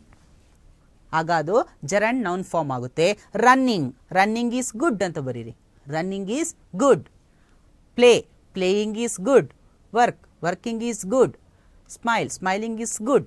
ಈ ಥರ ಪ್ರಾಕ್ಟೀಸ್ ಮಾಡಿ. ನಿಮಗೆ ಒಂದೇ ಸೆಂಟೆನ್ಸ್ ಬರೀಲಿಕ್ಕಿರೋದ್ರಿಂದ ಅದನ್ನು ಈಸಿಯಾಗಿ ಬರಿಬೋದು. ಅದು ಒಳ್ಳೇದಿಲ್ಲ ಅಂದರೆ ನಾಟ್ ಗುಡ್ ಅಂತ ಬರೀರಿ. ಫಾರ್ ಎಕ್ಸಾಂಪಲ್ ಫೈಟ್ ಅಂತ ಕೊಟ್ಟಿದ್ದೀನಿ. Fight, fighting is not good. ಆ ಥರ ಸೆಂಟೆನ್ಸನ್ನು ಮಾಡ್ಕೊಳ್ಳಿ. ಓಕೆ, ನೆಕ್ಸ್ಟಲ್ಲಿ ನೋಡ್ಕೊಳ್ಳಿ. ಅದೇ ಪದವನ್ನು ವರ್ಬ್ ಆಗಿ ಮಾಡಿ ಸೆಂಟೆನ್ಸ್ ಸ್ಟ್ರಕ್ಚರ್ ಮಾಡಿ ಅಥವಾ ಸೆಂಟೆನ್ಸ್ ಮಾಡಿ ಅಂತ ಕೇಳಿದ್ರೆ ಹೇಗೆ ಬರೀತೀರಿ? ಸ್ಮೈಲ್ ಅನ್ನುವಂತಹ ಪದ ಇದೆ, ಅದನ್ನು ಸ್ಮೈಲ್ ಅನ್ನುವ ಪದವನ್ನು ವರ್ಬ್ ಆಗಿ ಬಳಸಿ ಅಂತ ಕೇಳಿದ್ರೆ ನೀವು ಐ ಸ್ಮೈಲ್ ಆಲ್ವೇಸ್ ಕೊಟ್ಟಿರುವಂತಹ ಪದ ಏನಿದೆ ಅದರ ಎದುರುಗಡೆ ಐ ಅಂತ ಹಾಕ್ತಾ ಹೋಗಿ. ಯಾವುದೇ ಪದ ಕೊಡಲಿ ಅದರ ಎದುರುಗಡೆ ಐ ಅಂತ ಹಾಕಿ ಐ ಸ್ಮೈಲ್ ಇಷ್ಟು ಬಂದರೆ ಅದು ಒಂದು ಸೆಂಟೆನ್ಸ್ ಆಗ್ತದೆ. ಆದರೆ ಅದಕ್ಕೆ ಸಬ್ಜೆಕ್ಟ್ ಆಬ್ಜೆಕ್ಟ್ ಅನ್ನು ನೀವು ಬರೀಬೇಕು. ನಿಮಗೆ ಅಷ್ಟು ಗೊತ್ತಾಗಲ್ಲ ಅಂದರೆ ಆಲ್ವೇಸ್ ಅಂತ ಆ್ಯಡ್ ಮಾಡ್ಕೊಳ್ಳಿ. ಸೊ ಈಗ ಸೆಂಟೆನ್ಸ್ ಸ್ಟ್ರಕ್ಚರ್ ಈ ರೀತಿಯಾಗಿದೆ. I smile always. ಲುಕ್ ಅಂತ ಕೊಟ್ರೆ I look always, I play always, I run always, I fight always. ಹೀಗೆ ಸರಳವಾದಂಥ ಸೆಂಟೆನ್ಸ್ಗಳ ಮುಖಾಂತರ ನೀವು ವಾಕ್ಯವನ್ನು ಮಾಡ್ಕೋಬಹುದು. ನೆಕ್ಸ್ಟ್ ನಾನು ಹೇಳ್ತಾ ಇರುವಂಥದ್ದು ಫಿಗರ್ ಆಫ್ ಸ್ಪೀಚ್. ಈ ಫಿಗರ್ ಆಫ್ ಸ್ಪೀಚ್ನಲ್ಲಿ ಒಂದು ಅಂಕವನ್ನು ನೀವು ಹೇಗೆ ಪಡ್ಕೋಬಹುದು ಅಂತ ಹೇಳಿದರೆ, ಫಿಗರ್ ಆಫ್ ಸ್ಪೀಚ್ನಲ್ಲಿ ನಿಮಗೆ ಒಂದೇ ಅಂಶವನ್ನು ನಾನು ಹೇಳ್ತೀನಿ. ಯಾವುದು ಅಂದರೆ ಸಿಮಿಲಿ. ಸಿಮಿಲಿ ಅನ್ನುವಂಥ ಪದವನ್ನು ನೀವು ಸಿಮಿಲಿ ಅನ್ನುವ ಫಿಗರ್ ಆಫ್ ಸ್ಪೀಚನ್ನು ನೀವು ಹೇಗೆ ಕಂಡು ಹಿಡಿಬಹುದು? ಕೊಟ್ಟ ಸೆಂಟೆನ್ಸ್ನಲ್ಲಿ ಲೈಕ್ ಅಥವಾ ಆಸ್ ಅನ್ನುವ ಈ ಎರಡೂ ಪದಗಳು ನಿಮಗೆಲ್ಲಾದರೂ ಕಣ್ಣಿಗೆ ಬಿದ್ದರೆ ಅಥವಾ ನೀವೇನು ಗಮನಿಸಿದರೆ, ಆಸ್ ಮತ್ತು ಲೈಕ್ ಅನ್ನುವ ಎರಡು ಪದಗಳನ್ನು ಗಮನಿಸಿದರೆ ಅದು ಸಿಮಿಲಿ ಅನ್ನುವಂತಹ ಫಿಗರ್ ಆಫ್ ಸ್ಪೀಚ್ಗೆ ಉದಾಹರಣೆ. ನಿಮಗೆ ಪ್ರಶ್ನೆ ಹೇಗೆ ಬರ್ತದೆ ಅಂದರೆ, ಒಂದು ಸೆಂಟೆನ್ಸ್ ಅನ್ನು ಕೊಟ್ಟು ಅದರ ಕೆಳಗಡೆ 4 ಆಪ್ಷನ್ಸ್ಗಳನ್ನು ಕೊಡ್ತಾರೆ. ಯಾವುದು? ಸಿಮಿಲಿ, ಪರ್ಸಾನಿಫಿಕೇಶನ್, ಅಥವಾ ಮೆಟಾಫರ್,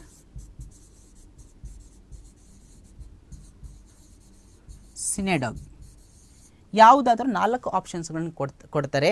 ನಿಮಗೆ ಯಾವಾಗಲೂ ಕೇಳುವಂಥದ್ದು ಒಂದೇ ಸಿಮಿಲಿ ಇಲ್ಲ ಮೆಟಾಫರ್, ಕೆಲವೊಮ್ಮೆ ಪರ್ಸಾನಿಫಿಕೇಶನ್ಸ್ ಅನ್ನು ಕೇಳ್ತಾರೆ. ಸೊ ಈಗ ಈಸಿಯಾಗಿ ಗುರುತಿಸಬಹುದು. ಆಪ್ಷನ್ ಕೊಟ್ಟ ಸೆಂಟೆನ್ಸ್ನಲ್ಲಿ ಲೈಕ್ ಅಥವಾ ಆಸ್ ಇದ್ರೆ ಅದು ಸಿಮಿಲಿ. ನೆನಪಿಟ್ಕೊಳ್ಳಿ, ಈ ಉತ್ತರವನ್ನು ಬರೆದ್ರೆ ಆಯಿತು. ಈ ಸೆಂಟೆನ್ಸ್ ನೋಡ್ಕೊಳ್ಳಿ, he is so cute as baby, as ಅಂತ ಬಂದಿದೆ, ಸೊ ಇದು ಸಿಮಿಲಿ. ಇಲ್ಲಿ ನೋಡಿ, ಹಿ ಈಟ್ಸ್ ಲೈಕ್ ಬಕಾಸುರ, ಲೈಕ್ ಅಂತ ಬಂದಿದೆ, ಸೊ ಇದು ಸಿಮಿಲಿ. ಈ ರೀತಿಯಾಗಿ ಆಸ್ ಮತ್ತು ಲೈಕ್ ಬಂದರೆ ಸಿಮಿಲಿ ಅನ್ನೋ ಉತ್ತರವನ್ನು ಬರೀರಿ. ಅದು ಇಲ್ಲ ಅಂದರೆ, ಆಸ್ ಮತ್ತು ಲೈಕ್ ಇಲ್ಲ ಅಂದರೆ ನೀವು ಮೆಟಾಫರ್ ಅನ್ನೋ ಉತ್ತರವನ್ನು ಬರೀರಿ.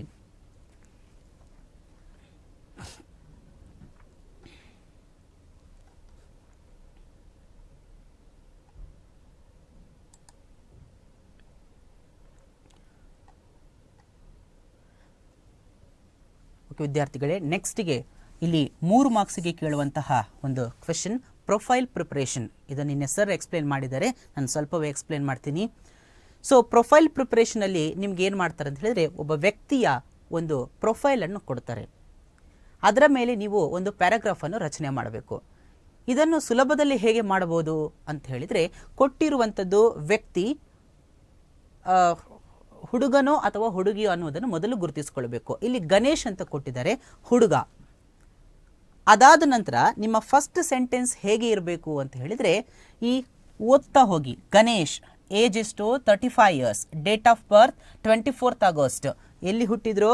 Haveri, qualification MSc M.Ed, name of spouse, spouse ಅಂದರೆ ಪತ್ನಿ, ವಾಣಿ, ಡಾಟರ್ ಅಂಕಿತಾ, ಏನು ಮಾಡ್ತಾ ಇದ್ದಾಳೆ? Studying in 5th standard, profession, ಉದ್ಯೋಗ ಏನವರದು?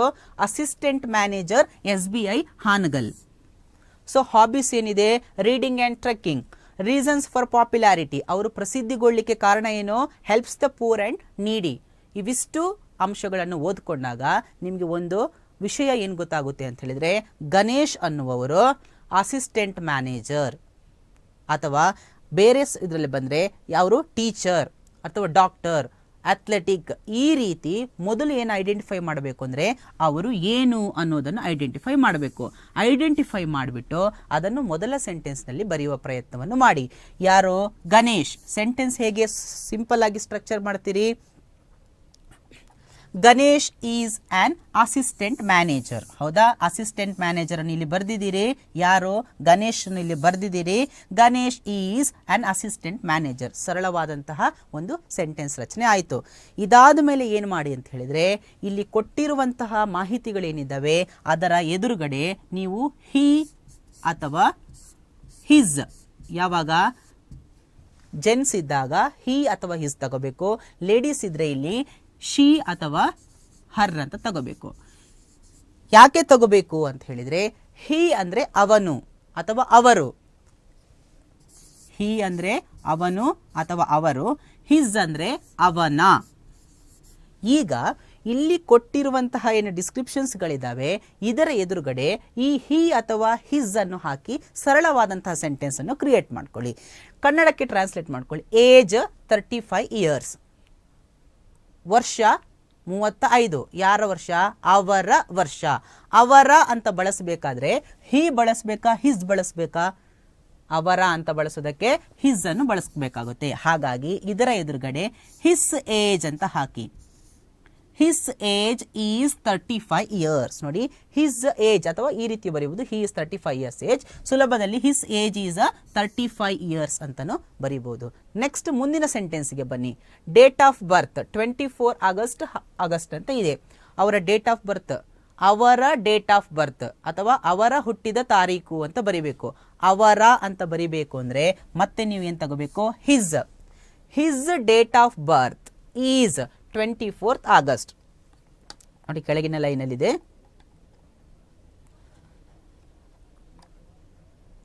ನೋಡಿ, his date of birth is 24th August. ಇದೇ ರೀತಿಯಾಗಿ ಕೊಟ್ಟಿರುವಂತಹ ಎಲ್ಲ ಇದಕ್ಕೂ ಆಪ್ಷನ್ಸ್ಗಳಿಗೂ ಹಿ ಅಥವಾ ಹಿಸ್ ಅನ್ನೋದನ್ನು ಸೇರಿಸಿ ಒಂದು ಪ್ಯಾರಾಗ್ರಾಫ್ ಅನ್ನು ರಚನೆ ಮಾಡಿ ಇಲ್ಲಿ ಮಾಡಿದ್ದೀನಿ ನಾನು.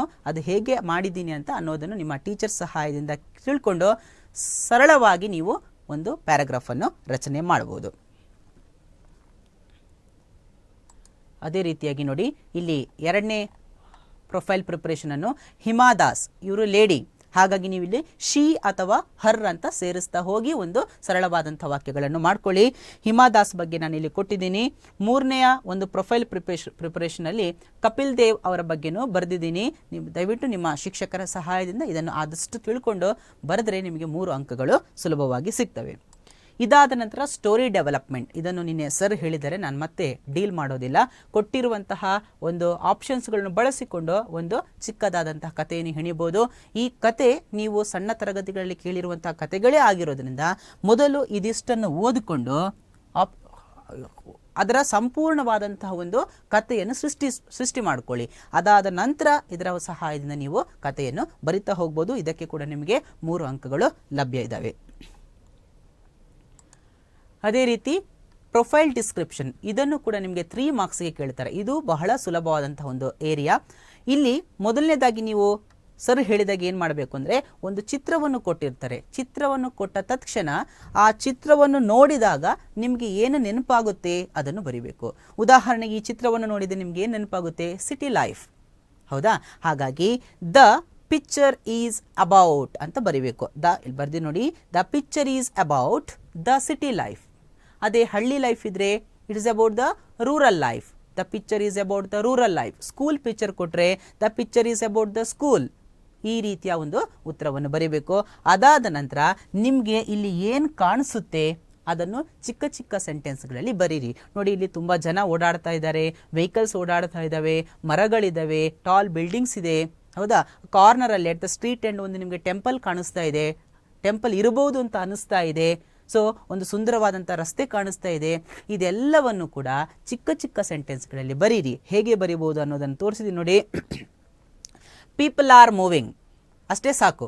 ದೊಡ್ಡ ದೊಡ್ಡ ಸೆಂಟೆನ್ಸ್ ಮಾಡ್ಲಿಕ್ಕೆ ಹೋದ್ರೆ ಗ್ರಾಮ್ಯಾಟಿಕಲ್ ಎರರ್ ಆಗ್ತದೆ, ಮಾರ್ಕ್ಸ್ ಕಡಿಮೆ ಬರುವ ಸಾಧ್ಯತೆ ಇರೋದ್ರಿಂದ ಚಿಕ್ಕ ಸೆಂಟೆನ್ಸ್ಗಳಲ್ಲಿ ಬರೀರಿ. People are moving. ಅದಾದ ನಂತರ ದೇ ಆರ್ ಬಿಸಿ, ಕಾಣಿಸ್ತಾ ಇದೆಯಲ್ಲ, ಅವರೆಲ್ಲರೂ ಬ್ಯುಸಿ ಆಗಿದ್ದಾರೆ. So they are busy. Many vehicles are there, ಅನೇಕ ವಾಹನಗಳಿದ್ದಾವೆ. ಯಾವುದು? Cars, bikes, trucks etcetera. ಅದಾದ ನಂತರ ರೋಡ್ ಈಸ್ ಸೋ ಬ್ಯೂಟಿಫುಲ್, ಚೆನ್ನಾಗಿದೆ road. Many tall buildings are there. Some shops can be seen, ಕೆಲವೊಂದು ಶಾಪ್ಸ್ಗಳು ಕಾಣಿಸ್ತಿದ್ದಾವೆ. ಪೀಪಲ್ ಆರ್ ಪರ್ಚೇಸಿಂಗ್, ಜನ ಪರ್ಚೇಸ್ ಮಾಡ್ತಾ ಇದ್ದಾರೆ. Few trees are also there, ಒಂದಷ್ಟು ಮರಗಳು ಕಾಣಿಸ್ತಾ ಇದ್ದಾವೆ. I hope there is a temple at the street end. Traffic light also be there. ಈ ರೀತಿಯಾಗಿ ಚಿಕ್ಕ ಚಿಕ್ಕ ಸೆಂಟೆನ್ಸ್ಗಳನ್ನು ಮಾಡಿಕೊಂಡು ಒಂದು ಪ್ಯಾರಾಗ್ರಾಫ್ ಅನ್ನು ರಚನೆ ಮಾಡಿ 3 ಅಂಕಗಳು ನಿಮಗೆ ಸಿಗ್ತವೆ. ಈ ಕೊನೆಯದಾಗಿ ನಾನು ಹೇಳುವಂಥದ್ದು ಲೆಟರ್ ರೈಟಿಂಗನ್ನು ನಿಮಗೆ ನಿನ್ನೆ ಸರ್ ಎಕ್ಸ್ಪ್ಲೇನ್ ಮಾಡಿದ್ದಾರೆ, ಅವರು ಪರ್ಸ್ನಲ್ ಲೆಟರನ್ನು ಮಾಡಿದ್ದಾರೆ, ನಾನಿಲ್ಲಿ ಅಫಿಷಿಯಲ್ ಲೆಟರನ್ನು ಮಾಡಿದ್ದೀನಿ. ಇದನ್ನು ಅಫಿಷಿಯಲ್ ಲೆಟರ್ನ ಬರೀಬೇಕಾದ್ರೆ ಆದಷ್ಟು ಸುಂದರವಾಗಿ ನೀವು ಈ ಎಡಭಾಗದಿಂದ ಮೇಲಿಂದ ಕೆಳಗಡೆವರೆಗೆ ನಾನು ಇಲ್ಲಿ ಏನು ಫಾರ್ಮೆಟ್ ಕೊಟ್ಟಿದ್ದೀನಿ ಆ ಫಾರ್ಮೆಟ್ ಪ್ರಕಾರನೇ ನೀವು ಬರೀರಿ. ಮತ್ತು ಬರೆದಾದ ಮೇಲೆ ಸಾಧ್ಯ ಆದರೆ ನಿಮಗೆ ಈ ಇದಕ್ಕೆ ಸುಂದರವಾದಂತಹ ಒಂದು ಬಾಕ್ಸ್ಗಳನ್ನು ಸಾಧ್ಯವಾದರೆ ಮಾಡಿ. ಸೊ ನಿಮಗೆ ಹೆಚ್ಚಿನ ಅಂಕಗಳನ್ನು ಇದು ತಂದು ಕೊಡುವಲ್ಲಿ ಸಹಾಯವನ್ನು ಮಾಡ್ತದೆ. ಈ ರೀತಿಯಾದಂತಹ ಸುಂದರವಾದಂತಹ ಬಾಕ್ಸ್ಗಳು ಮಾಡಿ, ಇಷ್ಟು ಗಲೀಜಾಗಿ ಮಾಡಬೇಡಿ, ನೀಟಾದಂಥ ಬಾಕ್ಸ್ ಮಾಡಿದರೆ ನಿಮಗೆ 5ಕ್ಕೆ 5 ಅಂಕಗಳು ಖಂಡಿತವಾಗಿಯೂ ಬರ್ತದೆ. ಓಕೆ ವಿದ್ಯಾರ್ಥಿಗಳೇ, ಇಂದಿನ ತರಗತಿಯಲ್ಲಿ ನಾನು ನಿಮಗೆ ಸಾಧ್ಯವಾದಷ್ಟು, ನನ್ನಿಂದ ಎಷ್ಟು ಸಾಧ್ಯವಾದಷ್ಟು ಮಾಹಿತಿಯನ್ನು ಸುಲಭವಾಗಿ ಅಂಕಗಳನ್ನು ಪಡೀಲಿಕ್ಕೆ ಸಾಧ್ಯ ಇದೆ ಅನ್ನೋದನ್ನು ತಿಳಿಸಿಕೊಟ್ಟಿದ್ದೀನಿ. ಎಲ್ಲರೂ ಚೆನ್ನಾಗಿ ಪರೀಕ್ಷೆಯನ್ನು ಬರೀರಿ. All the best. May God bless you. Thank you children.